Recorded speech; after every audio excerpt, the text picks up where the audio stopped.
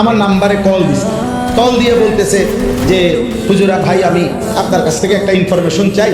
ছোটবেলায় আপনি চতুর্থ শ্রেণী, ইয়াজ দাহুন বলতাম আমরা, আপনি ছোটবেলায় লক্ষ্মীপুর টুমচর মাদ্রাসায় পড়ছেন কি? আমি বললাম হ্যাঁ, আমি ছোটবেলায় চতুর্থ শ্রেণী টুমচর মাদ্রাসায় পড়ছি। তো বলতেছে যে ওই সময় যে আপনার একজন ক্লাসমেট ছিল আহসানুল্লাহ নাম, শরীয়তপুর বাড়ি, আপনার কি তার কথা মনে আছে? আমি বললাম হ্যাঁ মনে আছে, একটু সামলা করে আমার সাথী ছিল, ও খুব মেধাবী ছাত্র ছিল। তা আমি আপনার সেই ক্লাসমেট এখন জগন্নাথ বেশি।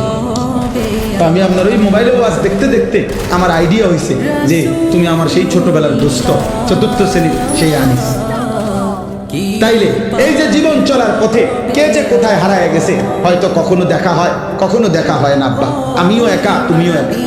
একদিন থাইমা যাইবা, একদিন থাইমা যাইবা, একদিন মোবাইল থেমে যাবে, একদিন আড্ডাবাজি থেমে যাবে। আও ভাই মেহমানরা আসো, এখন কিছু মেহমান ঢুকবে, বুঝছেন? কিছু মেহমান আছে মাহফিলে থাকে, যারা আপনার মেহমান হিসাবে ঘোরে, যে যদি শুনে যে হ্যাঁ জি, তো এই কারণে এইটা ভাই, তো মেহমান হিসাবে কদর করা উচিত।